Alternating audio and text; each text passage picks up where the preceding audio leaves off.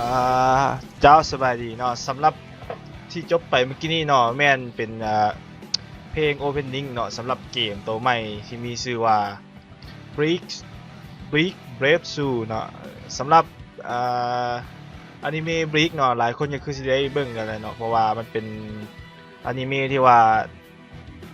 อหย่างได้รับความนิยมสูงในช่วงหนึ่งเนาะที่ว่าเป็นระดับตำนานเลยก็ว่าได้เนาะที่ว่าจบไปเมื่อกี้เนาะเป็นการอย่างมันจะคล้ายๆเพลงเปิดเนาะเพลงเปิดอนิเมะเนาะเป็นแต่ว่าเฮ็ดออกมาให้เกมตัวนี้โดยเฉพาะเลยเนาะสำหรับมื้อนี้เราจะมาแคสเกมตัวนี้เลยเนาะเพราะว่าบ่แม่นแคสเกมแล้วจะมานำเสนอเกมตัวนี้เลยเนาะที่ว่าหาก็ออกมามื้อนี้เนาะเอาเข้าไปเบิ่งกันเลยเนาะว่าตัวเกมจะมีอะไรเนาะสำหรับตัวเกมเนาะแม่นเป็นภาษาญี่ปุ่นเนาะเพราะว่ายังบ่มีเป็นเวอร์ชันภาษาอังกฤษเทื่อ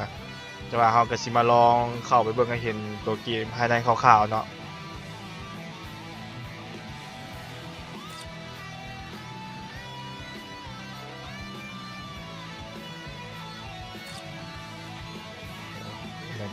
ตัวนี้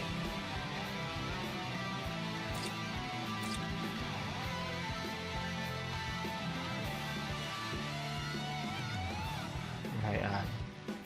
อ่านขอตกลง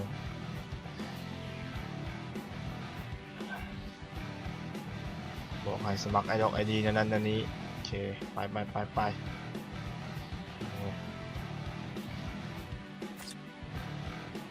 ขวาให้ซ้ายดีเอาซ้ายซ้ายลุดเอาขวาสิ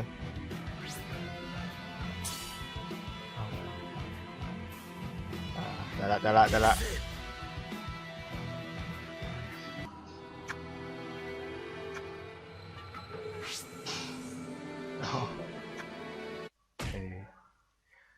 เอาเป็นว่า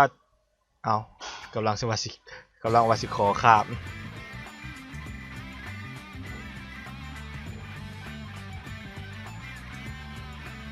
รับเนื้อเรื่องเนาะ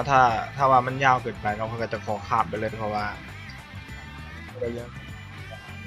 เด็ดเอาเป็นตั้ง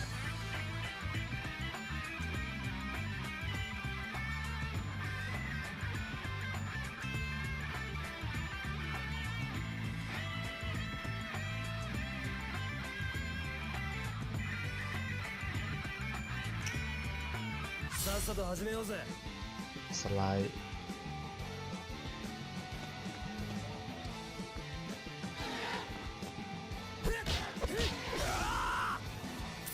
การบังคับแม่นลากดึงเนาะอยากคล้ายๆเกมนั้นของงานเกมอย่างว่าซิโร่ในโกโปรเจกต์เนาะที่ว่าใช้มือเดียวบังคับเนาะแต่ว่าเกมนี้จะเป็นการบังคับแบบไซส์สกอร์ลิงเนาะเป็นแบบทางข้างแต่ว่าในการแข่งขันจะใช้ดึงเอาเนาะกระแปลกใหม่ดีฮอลโล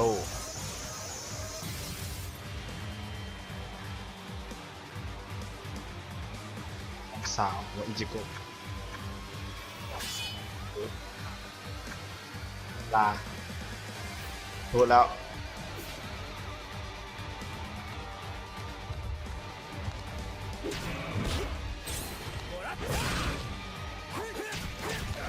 โลกันครับสำหรับตัวนี้เนาะแม่นจะมีเนื้อเรื่องแถมไปนำเลยเนาะใครที่ว่าและอ่านเนื้อเรื่องไปนำก็สามารถอ่านพร้อมเลยเนาะทางใครอ่านภาษาญี่ปุ่นเนาะก็จะเป็นอ่านใครเพราะว่าเขาฮู้กันเลยเนาะเป้าหมายของเขาแม่นอยากให้เห็นเกมเพลย์อย่างต่างๆเนาะจะลดผลิต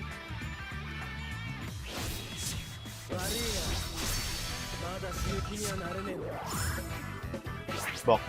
กดไปนี่แหละอ่านบ่ออกดอก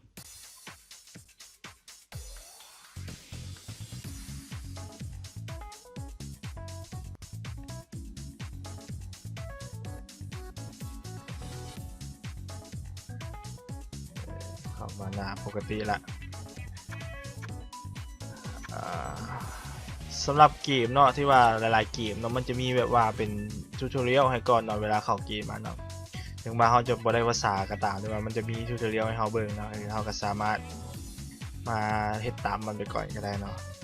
ส่วนหลายเกมมือถือก็บ่มีอย่างยากหรอกเพราะว่ามันก็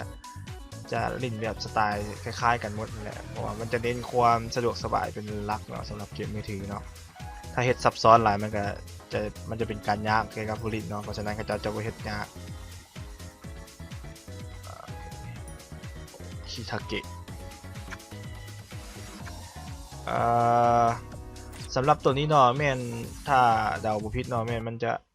แนะนำการอีหยังเขาเอิ้นอีหยังการจกสลากเนาะหรือว่าการจกคาสปองเนาะที่ว่ามันจะได้ตัวละครมาเนาะในที่นี้แม่นตัวละครที่เราจกกินนี่แม่นได้มาแม่นซาโดะหรือว่าแซกเนาะที่ว่าอิจิโกะเอิ้นเป็นว่าแซกเนาะแซกบ่วะแซกก็แซก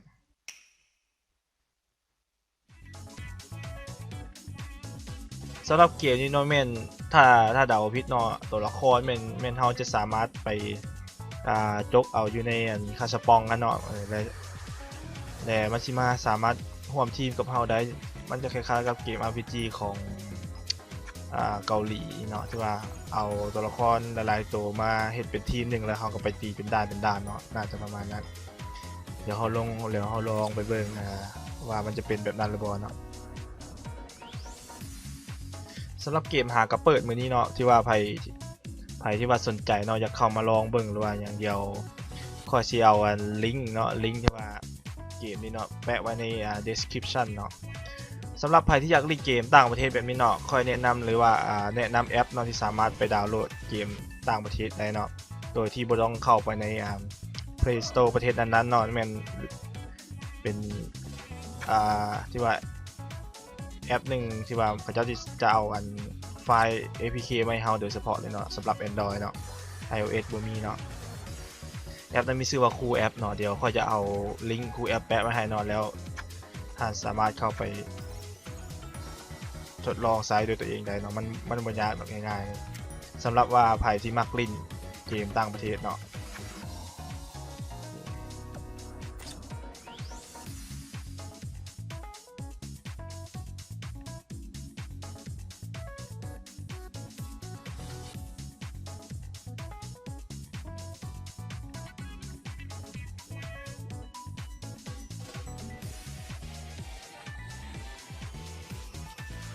การโหลดกันยังค่อนข้างโดดเนาะอาจจะเป็นคอนเน็ตเท่าซาหรือว่าไม่อย่างกับผมโอเคสงสัยจะได้เวลาไปเล่นแล้ว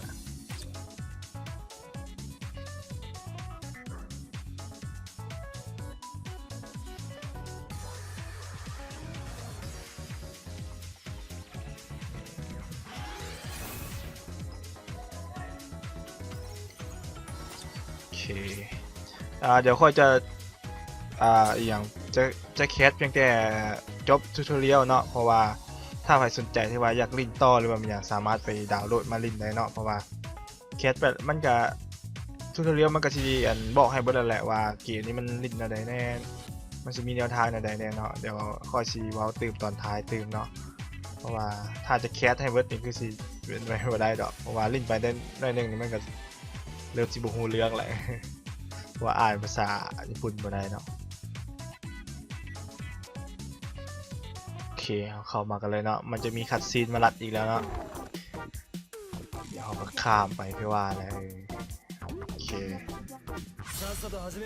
ได้แซกออกมาไปแซกมีสกิลหลายแฮะไป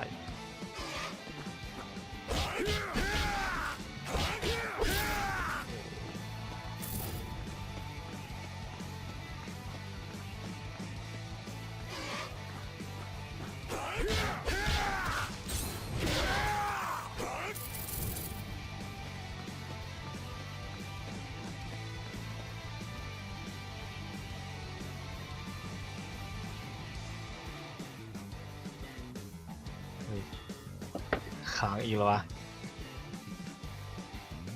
โอ้บอสแบทเทิลตี2 บาทฮอตบอสข้ามคัดซีนข้าม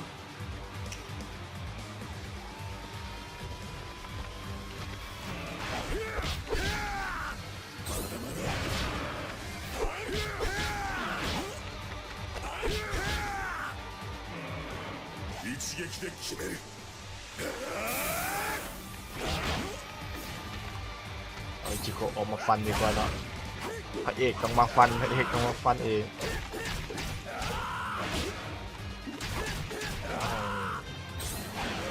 ต้องให้พระเอกจบมันจึงจะถึ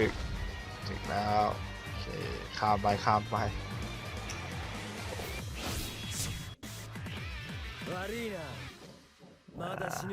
สำหรับการเฮ็ดภารกิจเนาะถ้าเฮาเคลียร์ภารกิจได้3ดาวเนาะมันจะให้เพชรเฮาเพชรนี้แม่นเฮาจะสามารถสะสมแล้วเอาไปนำไปเปิดคาสปองเนาะที่ว่ามันเปิดตัวละครในตอนทำอิฐนั่นแหละเราจะสามารถเอาไปเปิดอยู่วันนั้นได้แล้วก็สิได้ตัวละครโอเคเนาะมาต่อกันต่อเนาะหลังจากที่ว่าเข้าไปหน้าโหลดเนาะแล้วก็รุดเลยเนาะสำหรับมานี่แม่น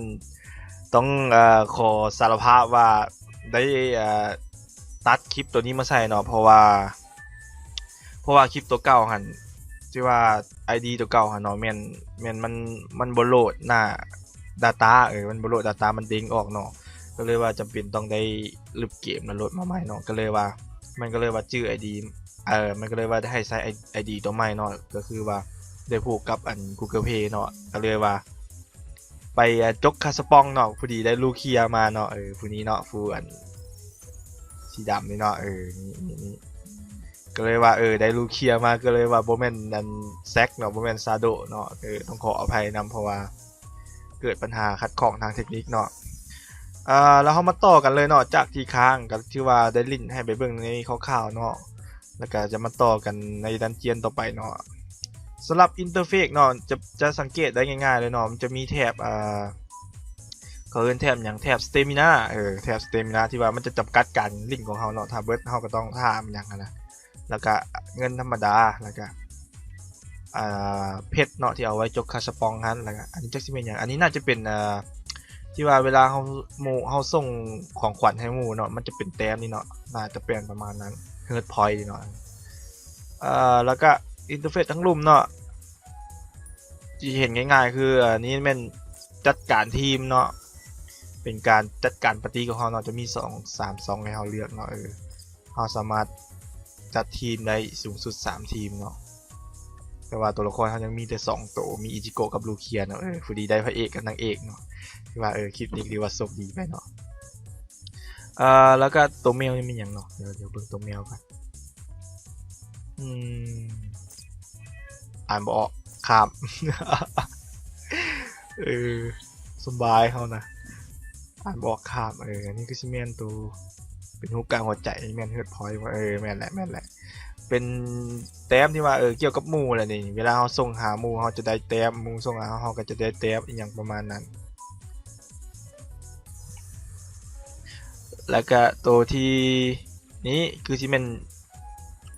เขาได้กดกลับไปแล้วเนาะแต่ทำอิดเลยเนาะมันจะบังคับให้กดก็คือฮานคาเนาะแล้วก็ตัวนี้คือชิเมนเนี่ยตัวนี้คือจะเป็นแบบ PVP ที่บอกใจ Brave Battle น่าจะเป็นมาตีกันเลยขอข้ามเลยเนาะโอเคสันทับลิงกันเลยเนาะเข้าไปลองมันเลยเพราะว่าไม่ไกลดอกกันซ้ำๆกันกับตัวเก่าแล้วตัวละครเนาะจากแซกมาเป็นลูเคียต้องขอโทษขออภัยหลายๆสำหรับความบ่สะดวกเนาะต่อกันด้วยสเต็กที่3เนาะสำหรับแต่ละสเต็กเนาะมันจะมีเนื้อเรื่องมาให้เราได้อ่านเนาะว่าไผอ่านคือแบบเข้าใจในเกมสามารถอ่านได้จากนี้เลยเนาะว่าไผสามารถอ่านภาษาญี่ปุ่นได้เนาะอ่านอะไรกันแล้วก็เจ้ากันไปเนาะ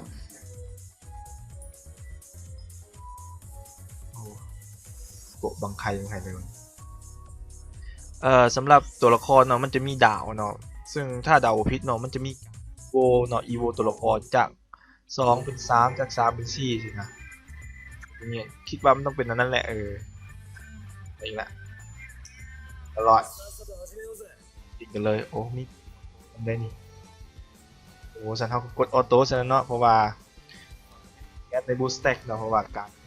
จะอาจจะบอกนั้นตอนไหนเลยว่ากดออโต้ให้มันไปโยนตัวเอาซะ อิจิโกะจิบิมันก็ตะแพงไว้แบบหนึ่งเนาะว่าอะไรก็ได้สำหรับออโต้มันจะใส่สกิลให้เราเลยเนาะถือว่ามันจะเป็นการสะดวกสบายไปอย่างหนึ่งเนาะถือว่าคนที่ว่าขี้คร้านลิงอยู่อย่างไรเพราะว่าเกมสไตล์แบบนี้เนาะมันจะมีขี้คร้านกันด้วยกันแหละเพราะว่าตอนนี้นี่มันเราก็อยากลองอย่างนี้มันเราจะมันบีบอยู่เวลาเราลิงไปไกลๆนะแล้วเวลาเราต้องหาเครื่องซ้ำๆในด่านเก่าๆนะมันสีมันสีเมื่อยเราต้องใส่ออโต้เราต้องมีใส่นี่แม่นพออิจิโกะกับน้องสาวเนาะน้องสาวนี่จักซื่ออย่างริสึบอกพวกนี้พ่อจักซื่ออย่างลืมชื่อพ่อมันเดินเลยยาพ่อมันอุ้ยยาพ่อเล่าข้ามกันเลยเนาะลองใส่จักพ่อจังนี้แสดงมาได้สัก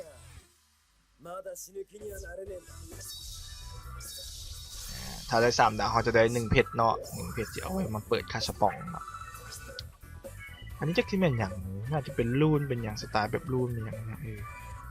มันให้เอากดตัวเดียววะตัวนี้เลยบัว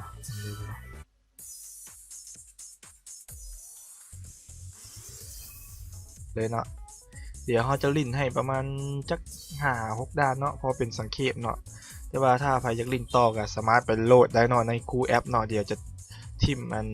ลิงก์ของคูแอปเนาะที่ว่าเป็นเว็บของสามารถเข้าไปดาวน์โหลดสโตร์เข้าไปดาวน์โหลดเกมได้เลยสำหรับเกมนี้มันจะอยู่ในหน้าทำอิฐเลยเนาะเพราะว่านิวเกมอัปเดตมันจะอยู่ในนั้น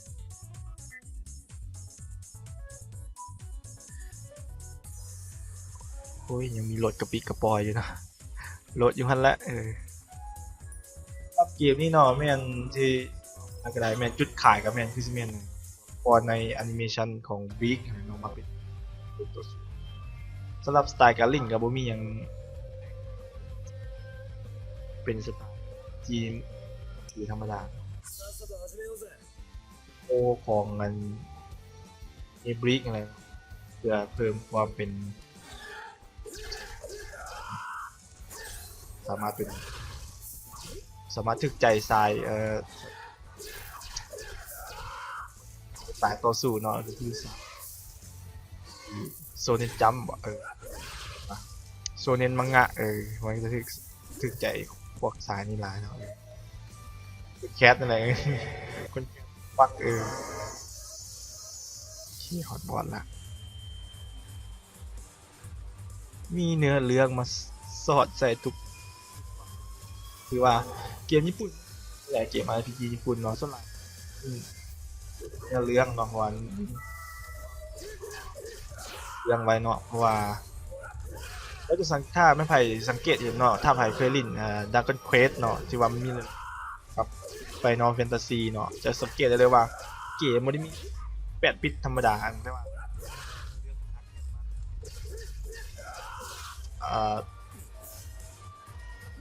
ว่าอันมีคุณภาพหลายเนาะสำหรับเกม RPG ญี่ปุ่นเนาะสำหรับเราแต่งมาให้ที่ว่าเจ้าเอาอันเนื้อเรื่องอะไรเป็นจุดขายเนาะแต่ว่าต้องอยากให้เข้าใจนั้นเนาะบางคนว่าเกม8 บิตมันสิม่วนอย่างจริงมันมีจุดขายของมันเนาะเอาไปต่อเกมเขาเนาะใช่ไหมนอกเรื่องไปหลายเติบแหละบูเบิงสิว่าลำคาญเนาะ2 ดาวเกือบตายจะดีนะเกือบเปลี่ยนนั่นลูเคียวมันบ่ทันเขาก็ลืมลินลูเคียเนาะโอ้มาฮอตตอนนี้มาฮอตตอนโอริฮิเมะเนาะถ้าเป็นไผจื้อได้เนาะสำหรับตอนโอริฮิเมะนี้จะสังเกตได้ว่าอายของเราเนาะจะเป็นฮอนโรเนาะจื้อมันจะตกอยู่ประมาณตอนที่นี่ได้4เนาะถ้าเป็นไผสมาร์ทเบิร์ลีก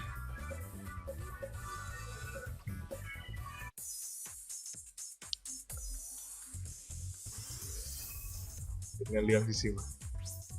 ไปด่าน6กันเลยเนาะเดี๋ยวจะลองเอาลูกแต่ทำอิดเลยสกิลอย่างงามอยู่บ่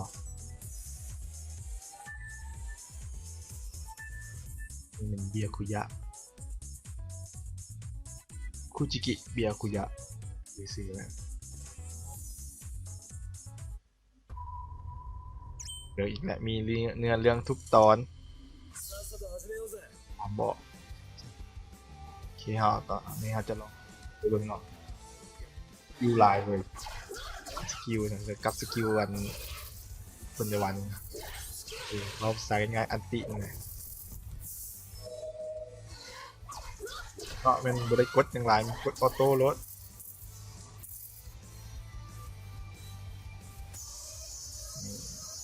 อายของโอริฮิเมะอิโนเอะโอริฮิเมะอิโนเอะ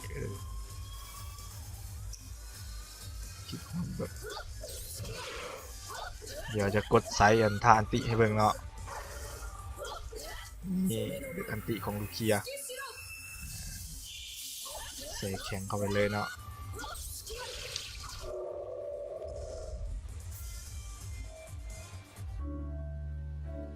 โอเคจบไปแล้วเนาะจะข้ามเนื้อเรื่องคือได้บอกไปแล้วเนาะ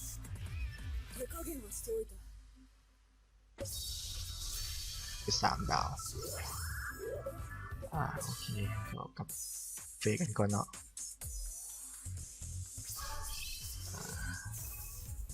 กลับทางไหนดิ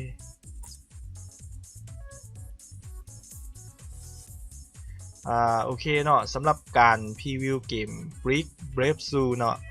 ก็จะขอมายุดไว้บนนี้ก่อนเพราะว่าถึง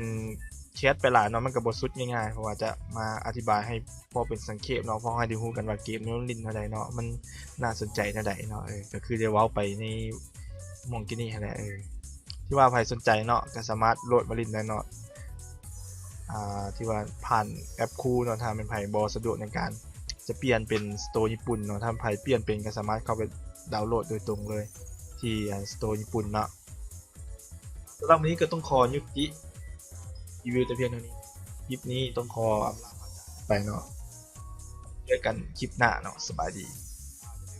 ไลค์กด subscribe กดแชร์หน่อยเด้อ